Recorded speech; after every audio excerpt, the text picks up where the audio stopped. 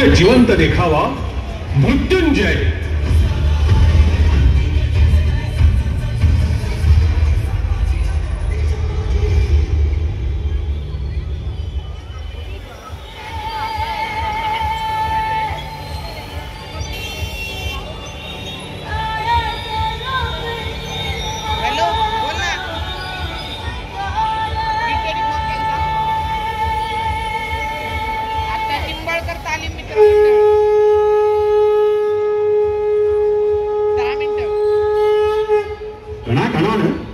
स्वराज्याचा भाग्य कलश भरत होता. महातेजस्वी शिवशंकराचं शुभवरदान लाभलं. सईबाई महाराणी सरकारांचं पुत्ररत्न जन्माला आलं. शिवरायांना पुत्र झाला. स्वराज्याचा भावी तारणहार आला.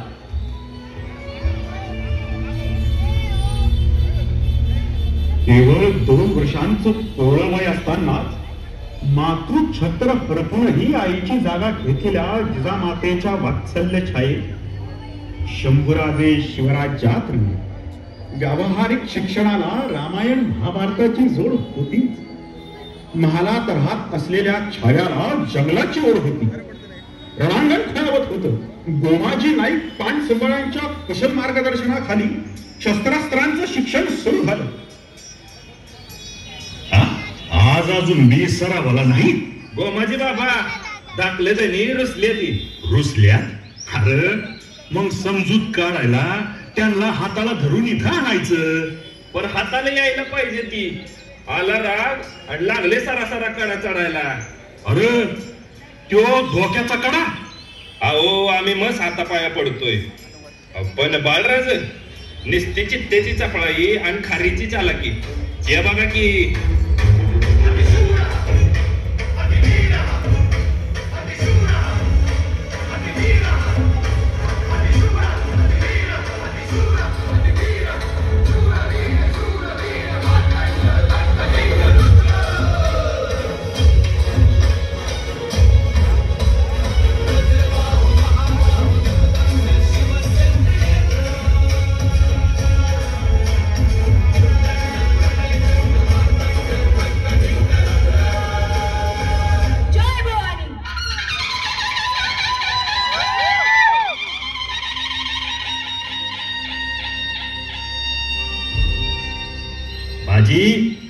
या गोमाजी नाईक पानसंबळाची पक्की खात्री आहे. आपलं शंभूराज महिषासूर मर्दिनी भवानीचा सिंह होणार.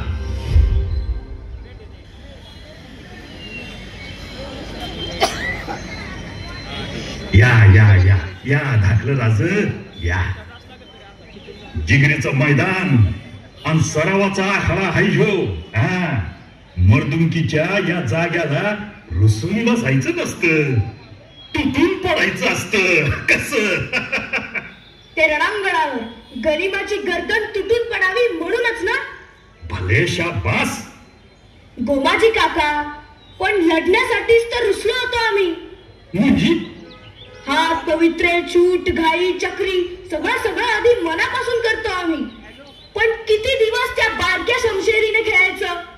आम्हाला पाहिजे मोठी तळपती लखलखती शमशेर. अरे माझ्या धाकल्या शूरशिलदारा, आज तू मोठ्या शमशेरीची वाट बघतोयस आणि उद्याच्या मोठ्या शमशेरीत लपलेली भवानी तुझीच वाट बघतीया. म्हणूनच हातात असलेल्या गोष्टींचाच मागतोय आम्ही. गोमाजी काका काल तुम्ही नसताना आम्ही इथं आलो होतो. हो. ती मधली मोठी शमशेर उचलली. आई भवानीचं नाव घेतलं. बजरंगाला नमस्कार केला आणि भिडलो सरावाला. एकदाही हाताची मूठ ढिली झाली नाही आणि एकदाही पातळ जमिनीला टेकलं नाही. वारा सलरन मरदा. मग धाकलं जणी जावा. तुमच्या मनाला येईल ती शमशेर स्वतःच्या हाताने घेऊन या. भवानीच्या नावानं आज सरावाच्या मैदानावर बिजली कडकणार. जय भवानी. औरंगजेबाचं निकराचं फरमान, अवाढव्य फौज, प्रचंड दारुगोळा आणि अफाट युद्ध साहित्य घेऊन मिर्झा राजे स्वराज्यावर प्रतापासारखी कोसळले. त्यांच्याशी लढताना शस्त्रांची शिकस्त करून असंख्य मावळे हराबिरखी पडले. निरुपायानं जिंकलेले 23 किल्ले महाराजांच्या हवाली करून महाराज आलमगीर औरंगजेबाच्या भेटीसाठी आग्र्याला निघाले. सोबत जाणार होते केवळ 9 वर्षांचे शंभूराजे. मासाहेब, आम्हाला तुमच्या गोष्टीतले राम आणि कृष्ण दोघेही आवडतात. का बरं? कारण राज्य किंवा वैभव मिळवण्यासाठी रामानं कुठली युक्ती केली नाही, तरी तो शस्त्राच्या बळावर विजयी झाला आणि हातात कुठलंही शस्त्र न घेता नुसत्या युक्तीवर कृष्ण जिंकला. अरे वा, मग आमचे बाळराजे कोणाकडे जाणार? चौघांकडे. चौघांकडे? हो, रामाकडे शक्ती आणि कृष्णाकडे युक्ती मागायला जाणार. मग ते घेऊन आपल्या शंभू महादेवाकडे आशीर्वाद मागायला जाणार आणि मग माता तुळजाभवानीकडे हिंदवी स्वराज्याचे वरदान मागायला जाणार. मग चांगलेच बलदंड होणार की आमचे शंभूराजे. हे सगळं घेऊन? ते सगळं घेऊन हर हर गरजत गनिमावर चालून जायचं, समशेरीची शिकस्त करायची आणि गडकोट जिंकून भगवान आचवीत आबासाहेबांच्या दर्शनाला यायचं. यशस्वी व्हा. जगदंब जगदंब. आराध्य श्री शंभू महादेवाला वंदन करून नरसिंह आणि त्याचा दिलेर छावा सह्याद्रीच्या गुहेतून निघून आग्र्याला आलमगिराच्या सोन्याच्या पिंजऱ्यापर्यंत गेले. आणि अचानक दगा झाला आणि दोघेही नजर कैदेत बद्ध झाले. 9 वर्षांचे चिराग गोंडस राजस संभाजीराजे कोणताही मज्जाव नसल्यामुळे सगळीकडे फिरू लागले आणि त्यांची भेट घडली शहनशाह आलमगीर औरंगजेबाशी.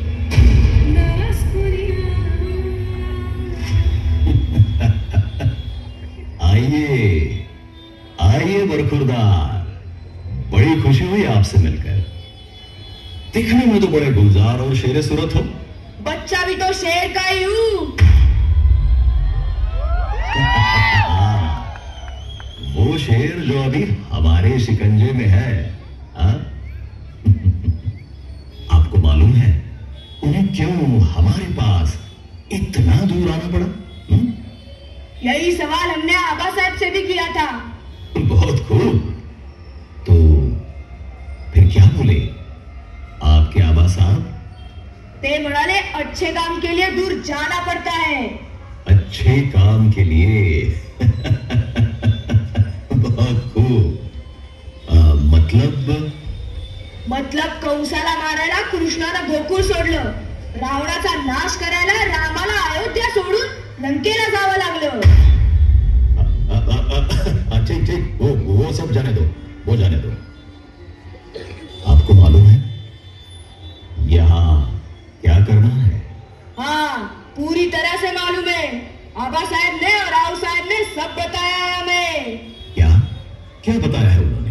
जो अच्छा है उससे अच्छा ही बर्ताव करना, किसी के बीच में पड़ना नहीं, बिना वजह लड़ना नहीं, किसी को भी छेड़ना नहीं और कोई छेड़े तो छोड़ना नहीं. वल्लाह, क्या तेज मिजाज लड़का है ये सिवा का. आंखों में चिंगारी और जुबान पर बिजली है इसकी. चलो. गुस्ताख, 2 राजाओं के बीच बात चल रही है ना, अदब से पेश आओ, अदब से. गुस्ताखी माफ. चलिए. औरंगजेबाची कपटनीती, पौलाद खानाचा पहारा आणि आग्र्याच्या सीमा ओलांडून शिवसिंहानं थेट स्वराज्यात झेप घेतली. पण छावा मागेच राहिला. परमुलखा लहान वयात ठाई पसरलेल्या संकटांच्या सवटांमधून वाटा काढत सुखरूप येऊन पोहोचला. स्वराज्याच्या मातीला करकरून घेतला. अभ्यासात, व्यायामात, खेळात, शस्त्रविद्येत, संस्कारात, राजकारणात घडून बुडून गेला.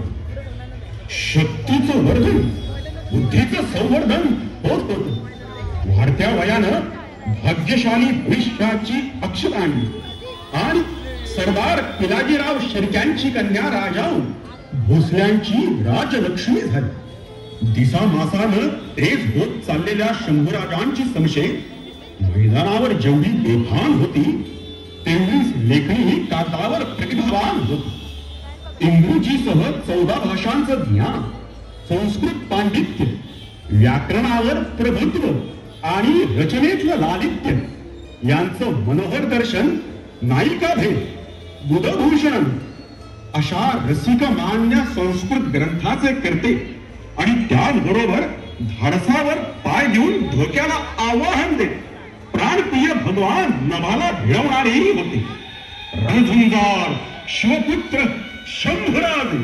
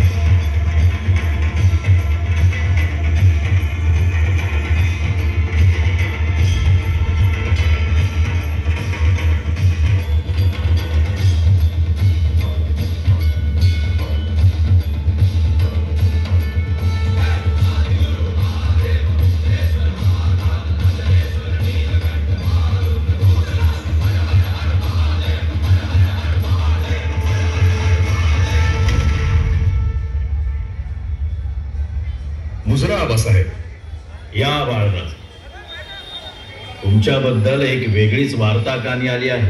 आमच्याविषयी वेगळी? नाहीतर काय. आजवर ऐकत होतो धाकले राजे वाघासारखी शूर आहेत, पण आता तर कळतंय वाघापेक्षाही. म्हणजे काय? ऐन शिकारीच्या धामधुमीत बेभान होऊन खवळलेला वाघ अंगावर घेतला. पण तो वाचला नाही आबासाहेब. जागीच त्याला. म्हणूनच पूर्ण विश्वासानं निर्णय झालाय. कसला? उन्मत्त लांडग्यांनी वेढलेल्या जंगलात अस्सल ठाण्या वाघाला शिकारीला सोडण्याचा. म्हणजे आबासाहेब आम्ही घुमवा आई भवानीचं नाव आणि मारा टाच तुमच्या पहिल्या वहिल्या मोहिमेसाठी. जुलमी सत्तेला पराक्रमानं चोख उत्तर द्यायला उत्तरेकडे झेप घ्या. गुजरात पासून खंबायत पर्यंतचा प्रांत झंझावाती झडप घालून गप्प करा. यश घेऊन या बाळराजे. आम्ही आणि स्वराज्य नजरेच्या पाय घड्या घालून तुमच्या स्वागताला तयार राहू. आणि हा तुमचा शंभूबा मोहिमेच्या यशावर भगवा होऊन आल्याची वार्ता पायावर आणून ठेवेल तेव्हाच स्वस्थ राहील. जय भवानी.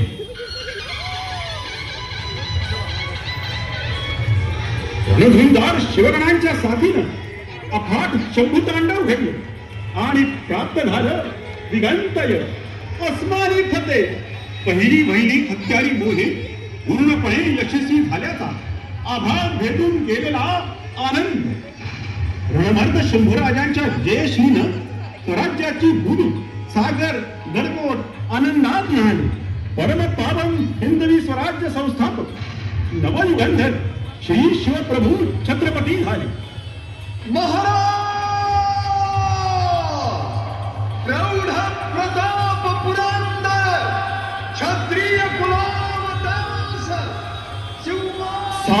सार मागे टाकून शंभूवाद भोंगावत निघालं होतं महासागराकडे जंजिऱ्याच्या बेलाग मोहिमेवर.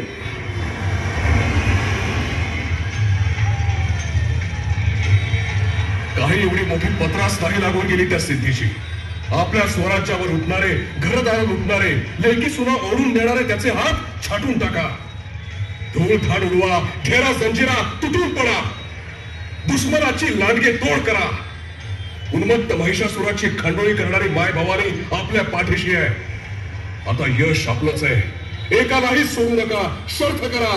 बोला हर हर हर हर.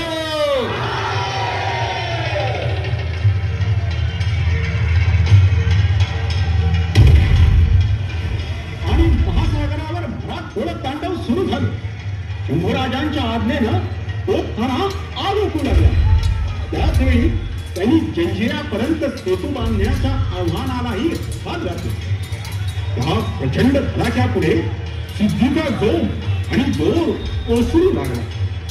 वर्मी मार खाल्लेला सिद्धी जबरदस्त हबकला होता. शंभू सेनेची जिकडे तिकडे विजयी घोडदौड सुरू होती. मोहिमांवर मोहिमा यशस्वी होत होत्या. स्वराज्याच्या सीमा विस्तारत होत्या आणि त्यातच सह्याद्रीच्या शिखरावरून आनंदाच्या चांदण्याची स्वराज्यभर बरसात झाली. शिवपुत्र संभाजीराजे हिंदवी स्वराज्याचे दुसरे छत्रपती झाले. प्रौढ प्रताप पुरंदर क्षत्रिय कुलावतंस सिंहासनाधीश्वर महाराजाधिराज छत्रपती संभाजी महाराज की. छत्रपती संभाजी महाराज की. छत्रपती संभाजी महाराज की.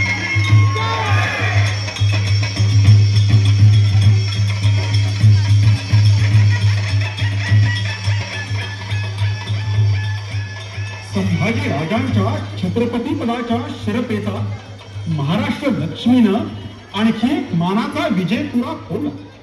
बऱ्हाणपूरची गाजलेली मोहीम, अतुल्य शौर्य, अजोड उत्सद्दगिरी आणि अपार धनसंपत्ती, स्वराज्य हित जपण्याचे, मराठी दौलतीचा कक्षा रुंदवण्याचे आटोकाट प्रयत्न छत्रपती संभाजीराजे अखंडपणे करीत होते. केवळ महाराष्ट्रातच नव्हे तर दूरवर दबा धरून बसलेला, मनोमन जळफळला स्वराज्याचा शत्रूही त्यांच्या तीक्ष्ण नजरेला दिसत होता. त्रिचनापल्लीचा चिक्कदेव. कोण ते संभाजी? महाराष्ट्र मधला एक तर जमीनदार शिवाजीचा मुलगा. अरे असू दे, पण म्हणून काय अख्खा जगचा राजा असतंय काय ते?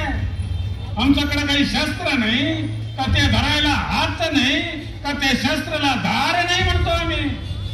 अरे येऊ तर दे त्या संभाजीला. एवढं चिक्क तुकडे करताय बघा हे चिक्क देवरायच्याच. ಎಲ್ಲಿ ಜರಿ ನನ್ನ ಕಟ್ಯಾರ ತಗೊಂಡ್ ಬಾ ಬೇಗ. आणि आलाच मराठ्यांचा तुफानी हल्ला आला. ध्वजशक्ती सुरू झाली. शंभूलोक भडकला. तुंबयुद्ध पेटलं आणि त्रिचनापल्लीचा किल्ला किल्लेदाराच्या मदमस्त अहंकारासह काबीज झाला. मराठी यशाच्या सीमा गोव्यापर्यंत जाऊन भिडल्या होत्या.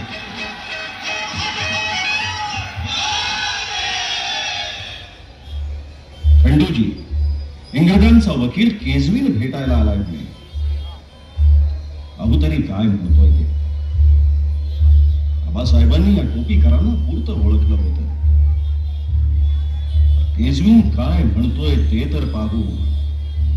नाही तर आमची समशेर त्यांच्या मुलखात गरजायला लागेल.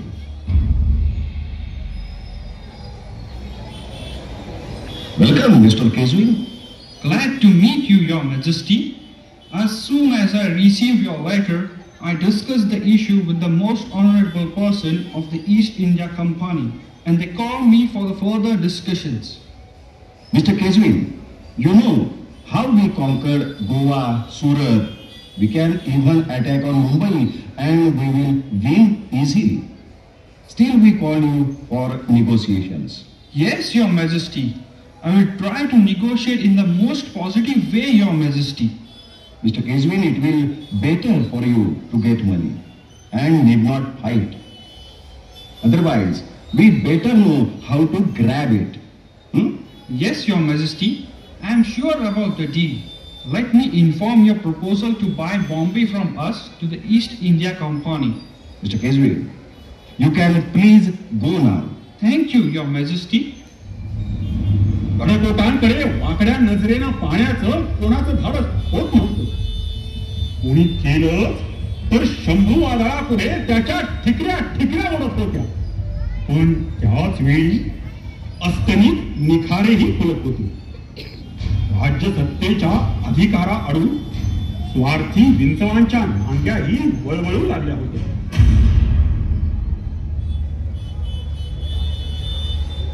जीवाला थोडा तरी आराम द्यावा राजांनी. सतत धावपळ लगबग. राजाचं आयुष्य ढाल तलवारीसारखं राणीच आहे. म्हणजे आपल्यावर भरोसा ठेवणाऱ्या रयतेला नाडणाऱ्या वैऱ्यावर वार करायला तलवारीसारखं आक्रमक आणि कर्तव्य, जबाबदाऱ्या, संकट, धोके, फंदपितुरी, घातपात, कष्ट, मोहिमा, अडचणी यांचे सततचे वार झेलण्यासाठी ढालीसारखं. यावं का कामाच्या गडबडीतनं कारभाराच्या व्यापातनं येळ असेल तर आलो होतो. म्या राजाऊचा भाऊ गणोजी आलोय. या या या मेवणे, तुमचे बंधुराज आलेत. त्यांच्यासाठी काहीतरी गोडधोड. काय नग कसंच नसल तर नुसत्या वरवरच्या चवीला काय करायचंय. असं कसं? आदराची रीत. आता येळच आली म्हणून बोलतोय. आदर करण्यापरास जरा कदर केली असती तर.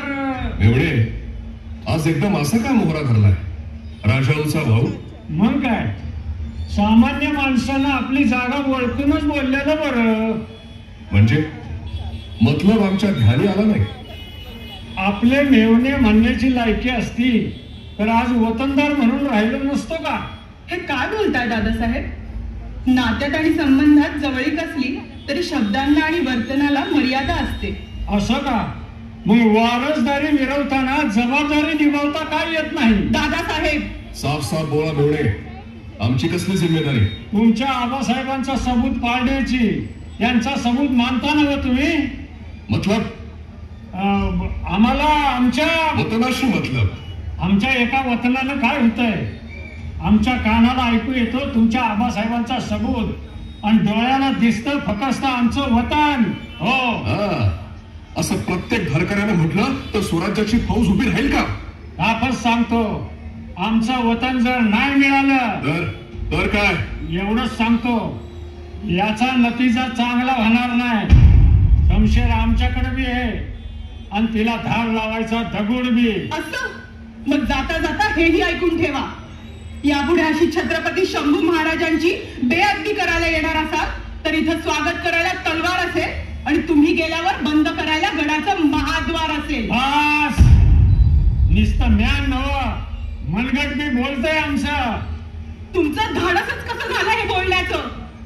आपली स्वार्थाची झोळी उचला आणि चालतंय व्हा इथून. लय भारी पडाल एवढे गाठ मारले, निर्गाड बसले. आता वतनानं सुटाल नाहीतर धागा तुटाल.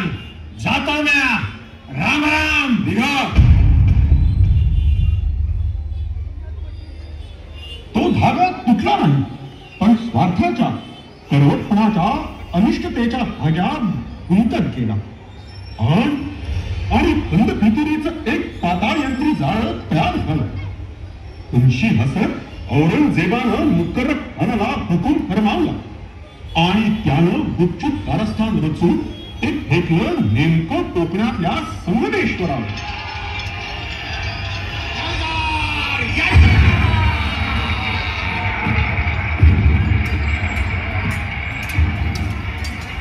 समाची फौज अफाट होती. जगापुढे सगळ्यांचं बळ कमी होतं. तरीही हुकत आणि अवसान न हरता शंभूराजांनी शिकस्त केली. छातीवर घेऊन हसवाचे लोंढेच्या लोंढे परतवले. मुखशिखांत रक्तनिर्जीव होऊन काळ भैरवासारखं लगंडन केलं.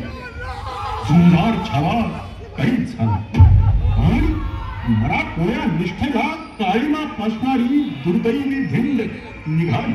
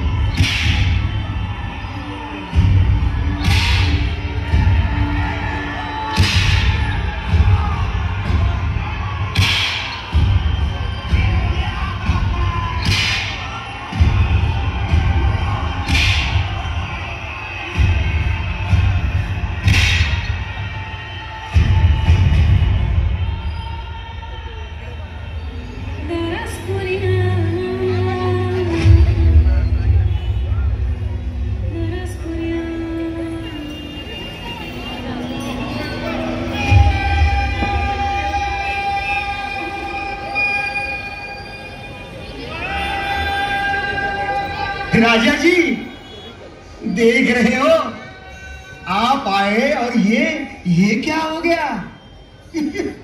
आया तूफान तो बदली सारी यहाँ की हवा। शंभू राजे को देख के आलमगीर का क्या हुआ? खामोश! ईश्वर का चमत्कार तो देखो राजा जी।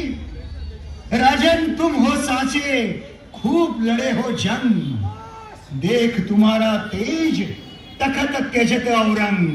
देखा देखा, आज शहंशाह को शंभू तेज ने अपने पैरों की ओर मोड़ दिया और जमीन पर घुटने टेक कर औरंगिया ने अपना सिंहासन छोड़ दिया।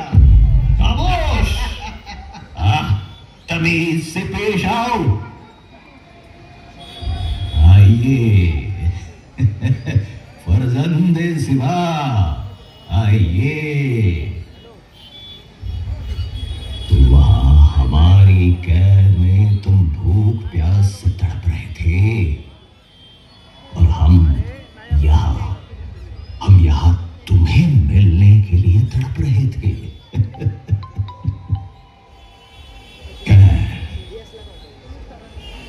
हर चीज का वक्त आता है जो आज तुम्हारा आया है। वक्त किसी का गुलाम नहीं होता, कल हमारा था, आज हमारा है। वही तो कह रहा हूं, कल तुम्हारा नहीं रहेगा। अच्छा, क्या तुम कल देख सकोगे? जरूर देखूंगा। जिंदा नहीं रहा तो फिर इस स्वराज्य में जन्म लेकर मेरे अजीज शिवभक्त भाइयों की नजरों से देखूंगा। जय भवानी। वो तो बात की बात है। फिलहाल बात ऐसी है कि हम कुछ देखना चाहते हैं। क्या? तुम मरहट्टों का खजाना, वो कहां पर छुपा रखा है तुमने? बोलो। हमारा खजाना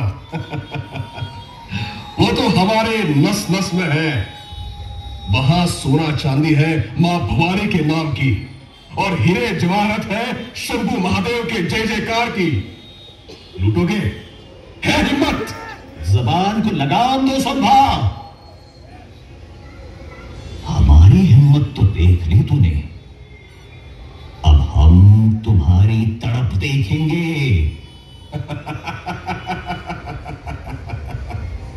आमचं हिंदवी स्वराज्य बळकवण्यासाठी इतके श्रम घेतलेस, पण अजून तुझा साधा एक भ्रम जात नाही रे।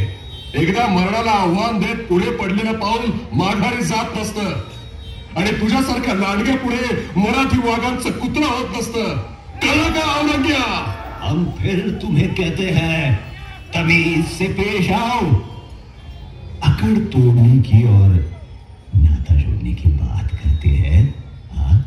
तुम्हारे जैसे बहादुर से अगर हमारा रिश्ता बन जाए तो नामुमकिन है। तुम्हारे रिश्ते की इतनी जरूरत नहीं कि इस संभाजी के शमशीर की धार को पार कर जाए। वो शमशीर जो अब तुम्हारे हाथ में बची ही नहीं है। संभा, तुम हमारे हो जाओ। कशासाठी? त्याची गरज काय? शिवशंकर, देवी, राम, कृष्ण, पंढरीचा विठ्ठल सगळे आहेत की आमचं भलं करायला। मग तेच काम करायला त्याची नावं आणि आमचे पोशाख कशाला बदलायचे? तू बदलने वाला नहीं है संभा। हथियार और कलम पर रखने वाली तेरी नजर नहीं बदलती, इसीलिए सोच नहीं बदलती। लेकिन हमारे पास इसका कारीगर इलाज है। चमड़ी उधेड़ दो इसकी, उधेड़ दो चमड़ी।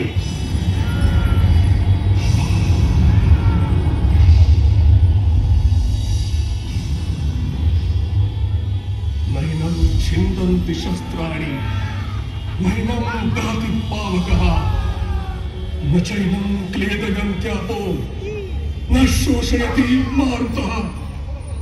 जगदम्ब जगदम्ब। राजे, अब हमारी बात मान जाओ।